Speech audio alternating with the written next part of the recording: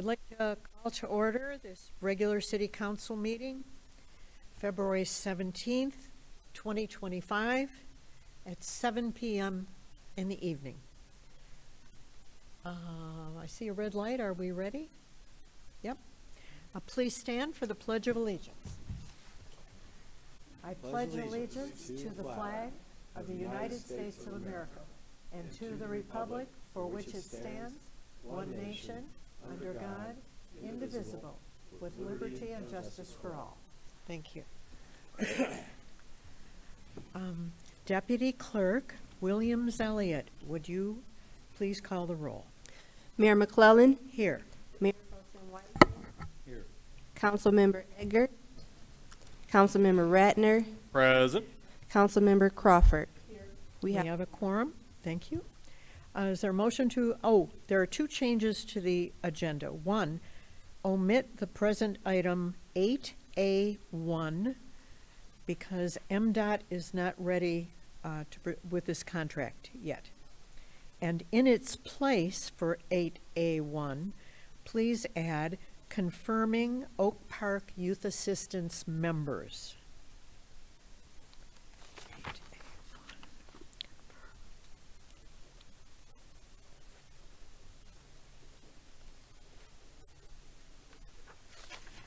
Okay.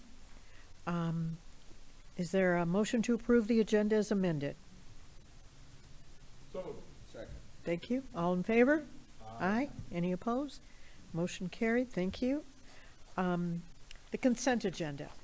These are items presented for approval without discussion as a single item. Any council member might wish to discuss or disapprove an item. It can be dropped from the blanket motion and considered separately. A, regular city council meeting minutes for February 3rd, 2025. B, special council meeting minutes for the same date. C, proposed payment request for traffic engineering consulting services. D, payment of invoices from OHM Advisors for engineering consulting services for the total amount of $3,110.75. E, Municipal Services Department is requesting authorization to advertise for bids for CDBG program year 2024 and Shore Senior Yard Services M781. F, new fee for zoning verification letter and fee schedule. G, request to approve payment application number 2 for the 2024 block pruning project to Limb Walkers Tree and Snow Limited of Kanaki, Michigan in the amount of $3,475. H, new and renewal licenses February 17th, 2025. Is there a motion to approve the consent agenda? Second. Thank you.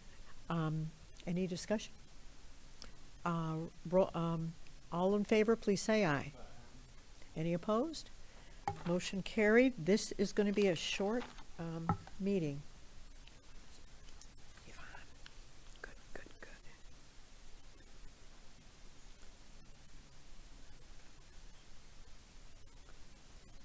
Thank you. We are lucky to have our Oakland County Commissioner, Yolanda Smith-Charles, here to give us a little update. We're delighted to have you. Thank you for taking time out to come and update us. Is that marked, is that on in green? It is now. Okay. Good evening, everyone. Madam Mayor, members of City Council, and your new member there, Mrs. Crawford, I believe it is. Great to make your acquaintance. I wanted to pop in as briefly as possible just to make the community aware of a couple of important things. There's always lots going on, but in particular, after having a couple of really important meetings at the county level, so I know that the mayor mentioned I'm Yolanda Smith-Charles. I'm the county commissioner representing District 17, which comprises all of the township of Royal Oak, all of Lathrop Village, a portion of the city of Southfield, and all of the wonderful city of Oak Park. And so I am a resource. I want to also provide my personal phone, although the taxpayers pay for it. So it's 248-807-4363. Text- Do it one more time. 248 248-807-4363. 4363. 4363. Okay. And as I tell folks, text is best. So that way I can see it, and if it requires referring to someone, I can do that. So 2 of the things that I wanted to share today, and please do utilize that phone number to follow up, but we have 2 things in particular I'd like to share. First is to our small businesses. I guess both of my announcements are business related. And so first and foremost, we have the seed lending, CEED. Please Google what that stands for, and do know that that's through the Small Business Administration. And regardless, as I've been told, of who's in the White House, SBA has been very consistent since the 60s. So, you know, we hope that that will maintain its solvency. But what they are looking to do with the SBA is provide more forgivable loans and different types of loans for our small businesses. And while many businesses in Oakland County have participated, we are still finding that our minority-owned, Black-owned, women-owned, veteran-owned businesses sometimes aren't aware that there's money and resources out there. So if you create something, perhaps you have a widget or a product that you provide, that would be an excellent usage of those funds. So certainly reach out to the county for that. It's CEED lending, and there's more information on our website if you just Google that for Oakland County. The second item is also, again, under economic development, which is to encourage any of our manufacturers. Again, sometimes people think manufacturing is long gone the way of the dinosaur, but it isn't. It's still very prevalent, still very relevant to our lives and our day-to-day. And so under the Democrats, I'm just going to say, at the county, we were able to utilize some of those ARPA dollars to be able to fund 3D printers for companies in the contiguous boundary of Oakland County. This has been so successful that the governor, as well as other leaders across the country, are like, wow, how did you guys do it? And so really, I'm just here to encourage folks to head over to oakgov.com. And our economic development and infrastructure department, we are looking for our 3rd phase of businesses to provide those 3D printers to, along with training, because a lot of times people give you a tool, but they don't tell you how to utilize it so that you can be super successful. So anything, manufacturing of any sort in Oakland County, please consider how 3D printing might, you know, propel your company into the next future business trend in terms of solvency. So with that, I will leave you, but do know that on a regular basis, I look forward to sharing more updates of relevant and prevalent things for Oak Park specifically, but also that represents District 17 and also the County of Oakland. So happy if this is a QA or if it's just a one-way monologue situation, I can go ahead and take my seat. Let's see. Any questions about what the county's offering? The 3D printers, they can even print parts for cars, can't they? There's probably more uses than I'm aware of. The funny little item that I came up with was sod. You know, like, can they 3D print sod? Because there's a lot of sod companies along 8 Mile. But that's just conjecture at this point. No patenting of any sort there. So if anyone has any ideas, let me know. You heard it here first. But certainly if you are manufacturing of any sort, and a lot of times along that 8 Mile corridor from Hazel Park all the way over, I would say, to Farmington, we have a lot of manufacturers still. And a lot of them either didn't get word or were nervous about, you know, taking on something that they weren't going to be able to really do anything with. So there's a lot of support. I wonder, maybe we'll present that to the 8 Mile Boulevard Association if there's manufacturers there. Yeah, that'd be great. And we'll continue to press. I have some flyers I'll make sure to get to your appropriate person. Yes. Take the card of Director Kim Maroney, Okay. and that would be very helpful. I appreciate so much you're taking your time and coming in to update us about Oakland County. Thank you. Thank Can I say one you. thing, Madam Mayor? Yes. Just want to thank you for all the millions of dollars that's going to Shepherd Park from the county. So I know you had a big hand in that, so I appreciate you. Thank you, and our residents do. Thank you, Councilmember Whitehead. You know, I'm so glad you mentioned that because I kind of buried the lead. So Shepherd Park, as you all know, is getting this wonderful, a portion of it at least, is getting this wonderful facelift, well-deserved and well-needed. But as with any facelift, there's some pain and there's some bandages, and then you have to sit out of sight for a couple of months, and then you can come back into the normal society. Well, that is kind of what's happening at Shepherd. Chris Ward, our Director of Parks, wanted me to make sure that the community knows that Shepherd Park, for that portion, is not accessible after March 1st this year, so that they can get started on all of the wonderful things coming. So please know that between Shepherd Park, Catalpa Park, and 696, we got it all in once. But after it's done, those will be beacons for our region. So thanks, Council We have members. looked forward to having something wonderful happen to Shepherd Park for years, and it's magical that you're, moving a wand and all of this is happening for us, and And we it's certainly a appreciate it. thank you to the residents who voted yes on both millages. We came to you all twice, and overwhelmingly, the residents of Oakland County said that they believe in their parks, and I mean from 8 Mile to Holly to Lake Orion and beyond. Everyone, it passed overwhelmingly for the county, so we're really grateful for that. Thank you so much. Yes, thank you. Keep up the good work. Thank you. You too. Thank you so much. Let's see, accounting reports, not as exciting. Approval for payment of invoices submitted by Garen Luco Miller PC for legal services in the amount of $15,340.48. Is there a motion? So moved. Second. Thank you. Any discussion? Roll call, please.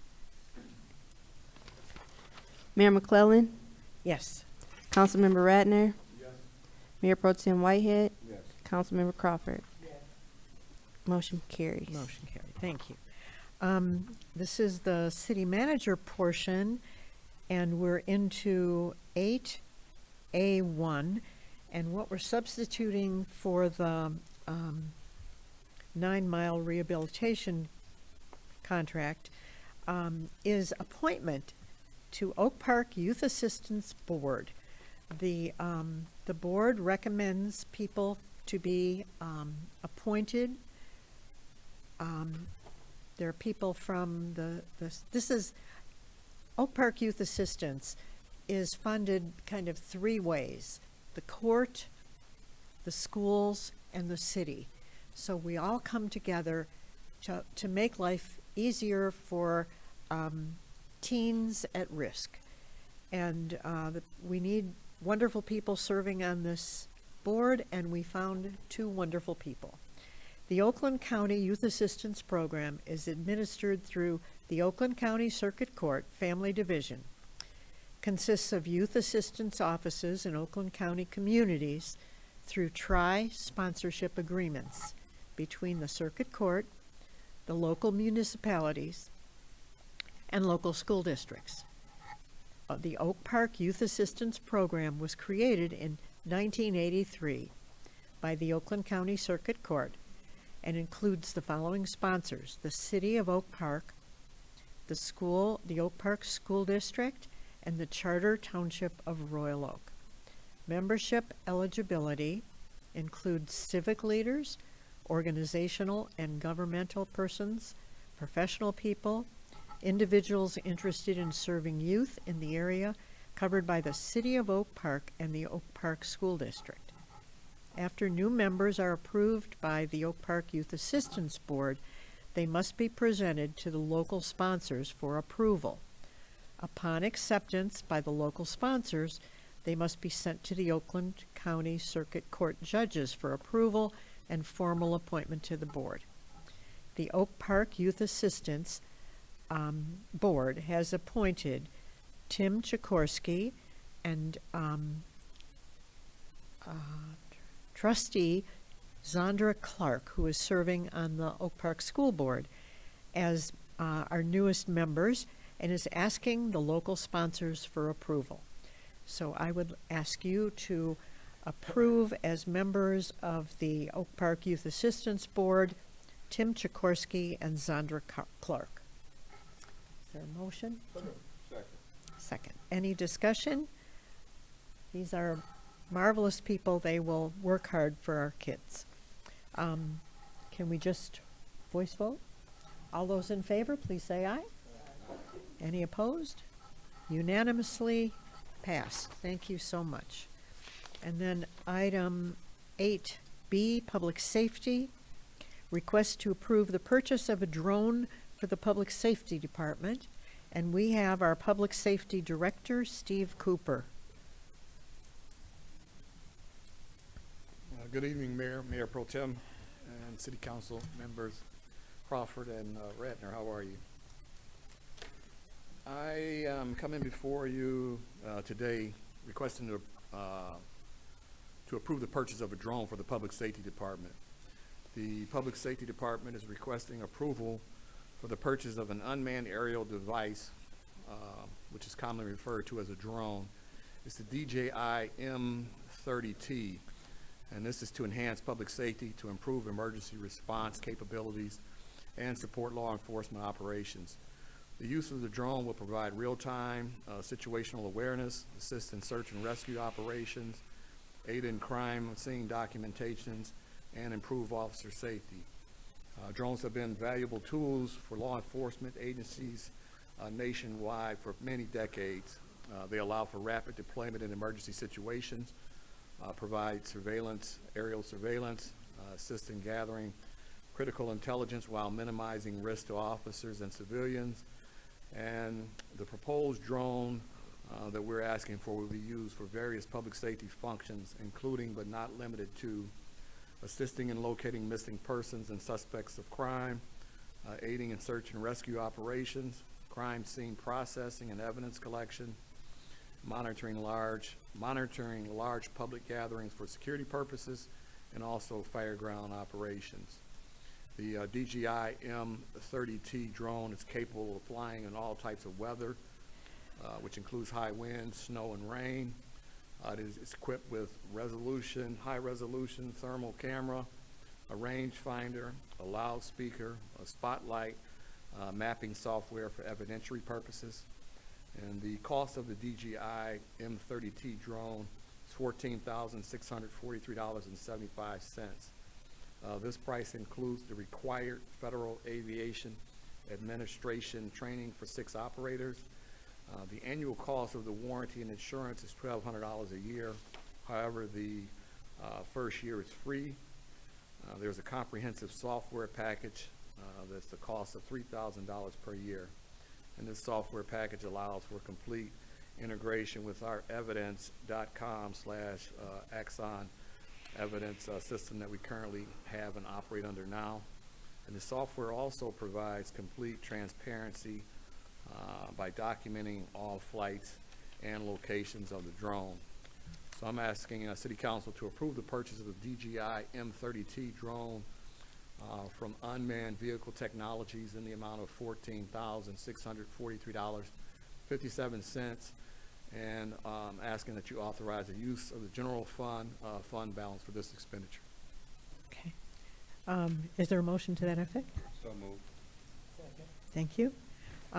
Discussion or questions?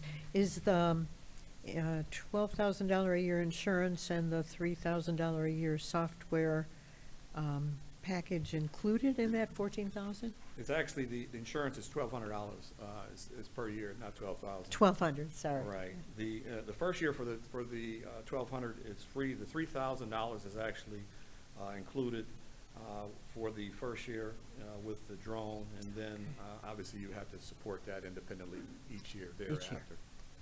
So it's just the purchase price that we are okaying. Any further questions? Just a comment.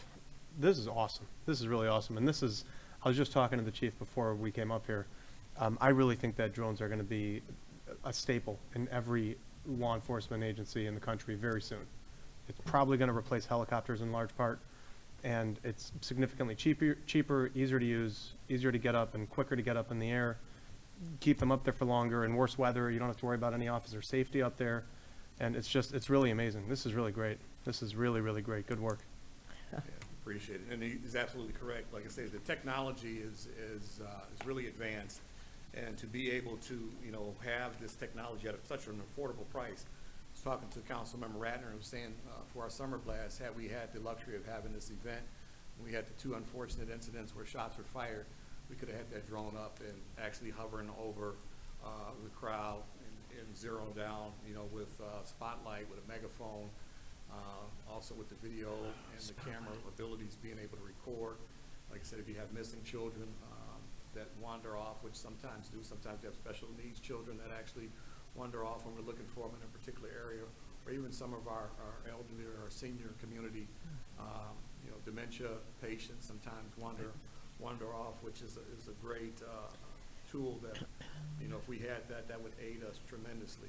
And just from a safety standpoint as well, when we're in, vehicle pursuits or foot pursuits, you get a suspect to flee out of a car, or if you're responding to a home invasion and you get information that, the perpetrator just left in a certain direction, and while you're trying to get cars there, just in a matter of, 30 seconds or a minute, you get that drone up in that area, cordon off that area, and just start doing a search, create back and forth. It's truly amazing. You have to advance the technology with the criminal element out here, because they're getting slicker by the day, and we have to stay right there with them. One of the other tools, and not just from the police side, but also from the public safety standpoint, when we're fighting fires, there's a lot of times when you have smoke and flames, and you're trying to figure out where actually the hot spot or the seat of the fire is. You can get that drone up and hovering over and taking an aerial view of actually what's going on, and that way I don't have to put officers on top of a roof with a ladder trying to fill with an axe, or so it's huge. It's Safer. yeah, when you Much start safer, looking at the amount of the drone and all of the advantages that you have, I mean, it's a no-brainer to me. Right. It's amazing. Did we vote? Roll call, please. Councilmember Crawford. Yes. Mayor McClellan. Yes. Councilmember Radner. Yes. Councilmember Whitehead. Yes. Motion carries. Motion carried. Thank you. Thank you very much. Thank you. We're now at the call to the audience. Do you want to, We had Ken Sherman. before we get to him, he's going to read his little piece. Call to the audience. Each speaker remarks are a matter of public record. The speaker alone is responsible for his or her comments, and the City of Oak Park does not, by permitting such remarks, support, endorse, or accept the content thereof as being true or accurate.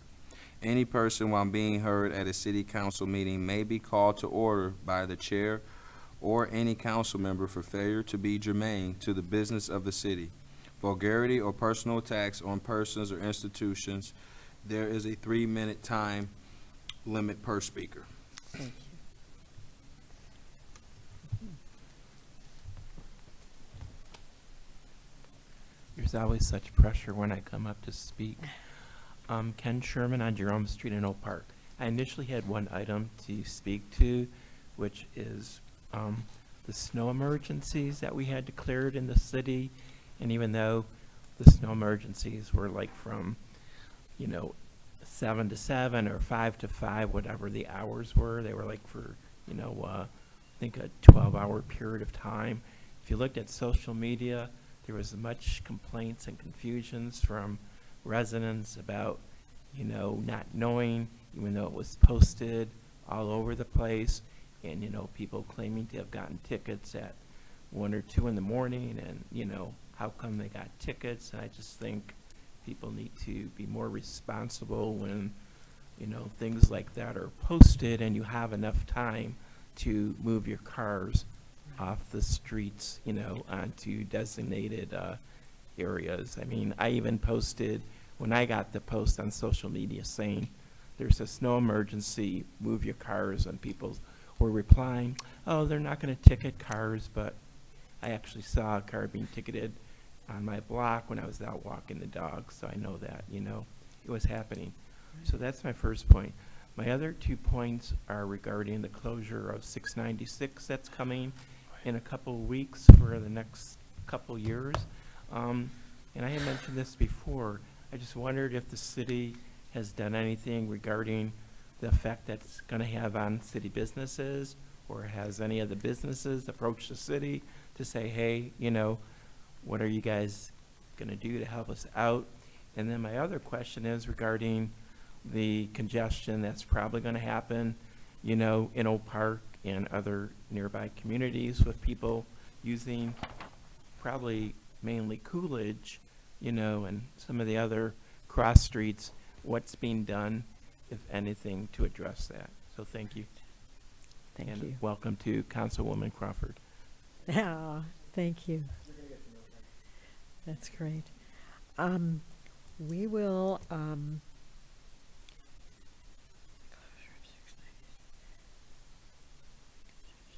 I think that the natural result of the closing is going to be heavy use of the mile roads. And I shudder to think about 12 Mile Road, which is hard to get through anyway, being more congested than it already is. So we are going to be kind of on our last nerve, and someone's stepping on it, I'm afraid. The other wonderful thing that's happening is that the park is getting redone, and the difficult thing for the summer is that it's not going to be available to us for one summer. It will be so worthwhile at the end. There's also going to be construction in the parking lot on 11 Mile, and that's making it much better, but it's going to be frustrating for us while it's being worked on.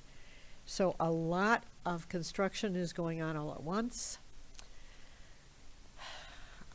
Drink hot chocolate instead of coffee in the morning, you're going to be upset enough. So any other residents have anything to offer? Thank you. Council members,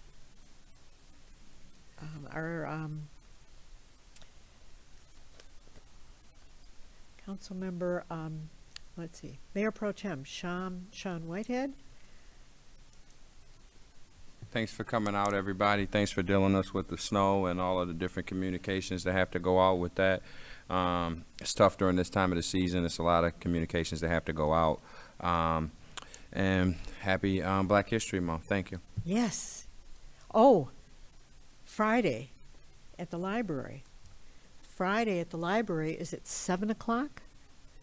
There is a Langston Hughes event at the library, and Langston Hughes is a Black poet who got me personally through some really hard times. Mother to Son is my favorite of his poems. And come on out. They are going to provide light refreshments. Come on out for Black History Month at the library. Don't miss it. Thank you. Councilmember Radner. Good night, everyone. And Councilmember, our brand new Councilmember Crawford.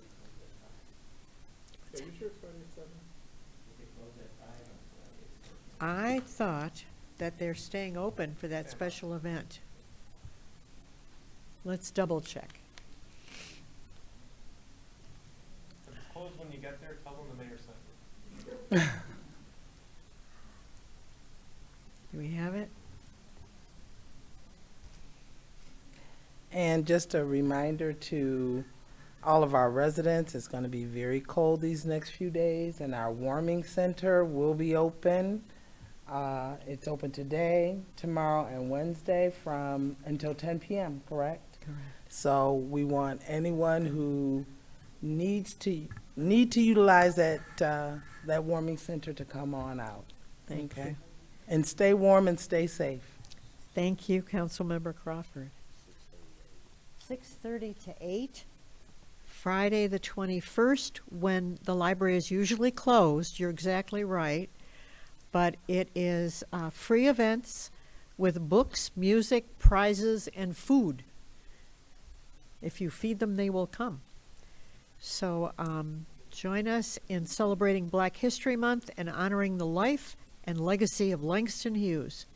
It's a community gathering filled with engaging activities for families, live music, exciting prizes, as we recognize the contributions of Black artists and writers. This celebration kicks off Black Children's Book Week and March is Reading Month. So thank you so much for finding that.